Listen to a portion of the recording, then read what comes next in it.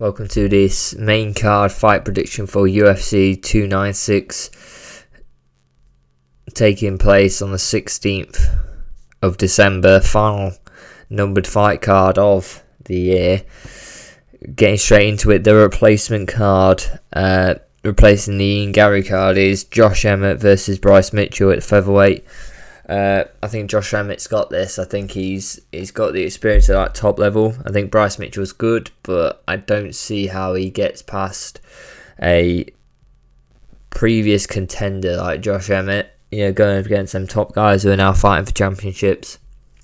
I think Josh Emmett gets it done, which isn't, I think, too terrible for Bryce. I think I think he'll do decently well. I think Josh Emmett gets it done, but I think it gives Bryce that little, you're close enough, a bit more, and you'll be there. I don't see how he, with the experience of Josh Emmett, how Bryce gets past it. I could be wrong, but I think the ground game of Josh Emmett isn't too terrible, but I think on the feet, Josh Emmett is got the strength, so the experience of Josh Emmett to keep things on the feet really is gonna come good, and I think closing the distance, he's amazing at that and knows how to do it, and will do in this fight, and will get some good hits on Bryce early, which will wobble Bryce and maybe give him a bit of a, do I really want to go to the ground? What do I want to do here? And it will slow down that fight. It will slow down the amount of risk Bryce wants to take. And I think Josh Emmett gets it done. Probably, I think by decision. I think that's decision. I don't think Bryce goes for takedowns after he gets wobbled a couple times. And it's over only 3 rounds. So I think it's a decision for Josh Emmett. Then a really strong fight now coming up. It's the second fight on the main card, is Paddy Pimblett versus Tony Ferguson. Obviously, two guys. Tony Ferguson has the support of pretty much all the UFC fans, really, for being an absolute veteran, being at that top. His weird style, his ability to be well received in the cage, really. His style is just so well received with how exciting he is by fans. And then Paddy Pimblett, obviously, being that UK prospect coming into a fight and trying to get up the weight classes. So look, we'll see with this one. I think Paddy Pimblett gets it done. I think it's going to be a sad day, but I think Paddy Pimblett gets it done. I don't see how Tony Ferguson does it off the losing streak he's got, the damage he's received. He's just looked a bit different in these fights, and Tony Ferguson, who beats Paddy Pimblett, wouldn't probably lose against Nate Diaz on the final fight of his contract, I don't believe. And also the things in his press conference where he's saying he's not enjoying the fighting game anymore, and he's not, there's questions around him about whether he wants to do it anymore. It's a bit of a red flag on my sense that Paddy's gonna get it done in there, and that's the thing. I think he does get it done, and we'll see. Tony might carry on, but I don't see people wanting that to be continued, really. I think Tony retiring now. He's took way too much damage in the last few fights where he's lost. I think it's time to go. Look, we need to slow down, we need to reassess, we need to, and even for the UFC to go, do we protect our fighter here if he loses this one, where he's got no chance? He's rolling down the rankings.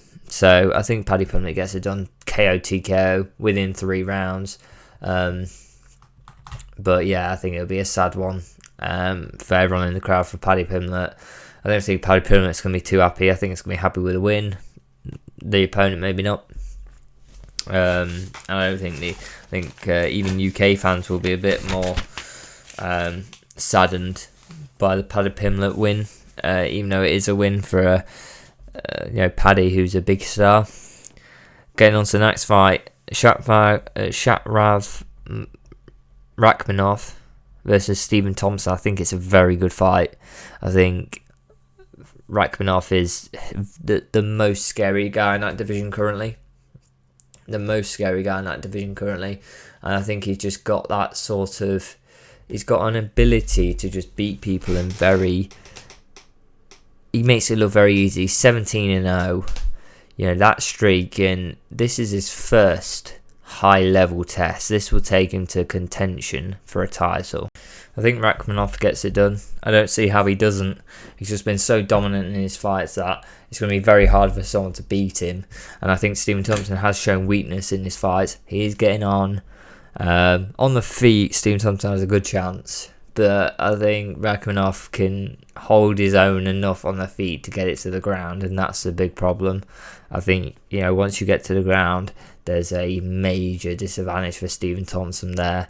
And, you know, we'll see. Rakhmonov might even be good enough on the feet to do something there and then go to the ground, and that's even scarier for the rest of the division if he can against Stephen Thompson, because that would be a real big play that this guy's here to be a champion. So that, I think Rakhmonov gets it done.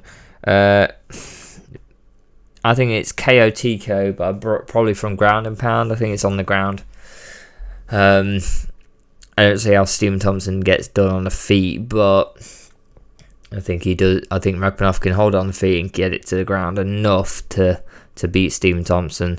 Even though, you know, look, it'll show. Let's see how he does. This will show where he is. Really, where's his aspiration for the next two fights, whether he's going for a championship or not.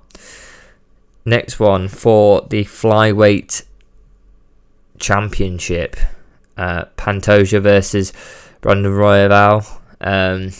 Two good fighters, really.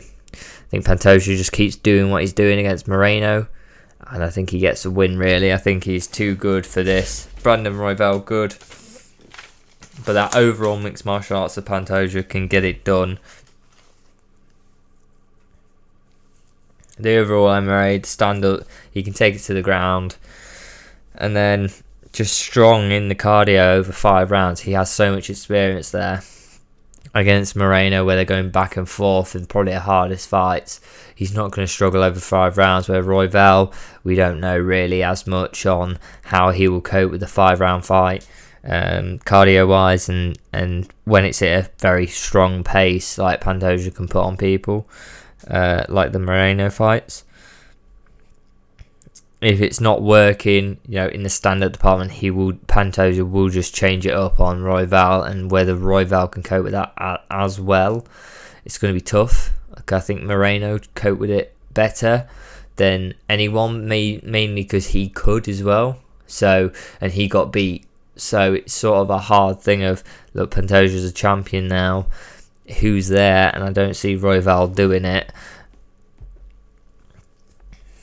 I do think, you know, Royval has the reach advantage, but whether it's going to actually work as well for him is going to be a tough one. I think Pantoja tries to keep this on the feet as long as possible, and if needed can try and change it up, but don't stop something that's working. Basically, if the stand-up's working as Royval, keep it going and try and get the win that way. I think Pantoja gets it. I think Pantoja actually gets it by sub. I think Royval may even try to get him down, or, you know, something happens on the feet, and it's just going to be the longest night for Royval if he does that. So I think Pantoja gets it done by submission. And the final fight, the main event of the card, Leon Edwards and Colby Covington. Obviously a bit of controversy in the press conferences between these two, but yeah, Colby Covington back in the fighting game, and I think against Leon Edwards it's a tough fight to come back on. Last fight obviously was in 2022 May, so a long period off, you know, a long period, 1.5 years off, and one against Masvidal, and Masvidal, you know, is out of the business now. Where do I think this stacks up? I think Leon Edwards worked against Usman. You know, he stayed in it for 5 rounds against Usman. Do I think Colby Covington could stay in it for 5 rounds? No, he couldn't, and we saw that.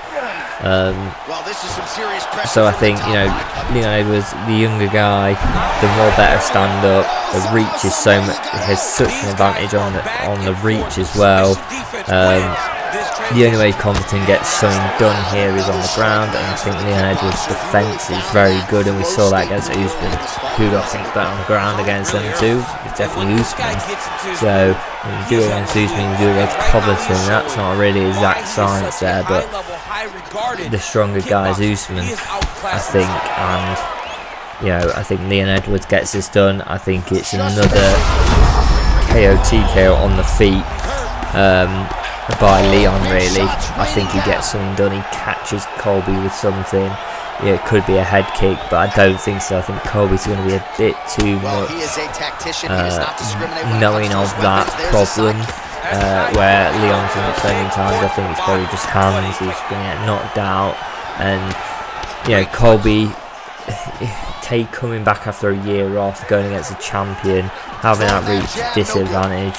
Is he better than Usman? Probably not, and Leon beat Usman. There's so many questions for Colby going, can he win it? Whereas Leon, you can sort of go, well, yeah, I think he's better on the feet. I think his takedown defense is good enough. And over 5 rounds he's done it against the guy, you know, Usman, who's a great wrestler. So yeah, I think Leon gets this done by KO TKO. But please let me know what you think in the comments below. Final fight card of 2023, obviously, and hopefully, you know, you guys enjoy the event, and hopefully it's a good one and enjoyable for everyone. Please like, subscribe, and I'll see you next time. Back to the feet now.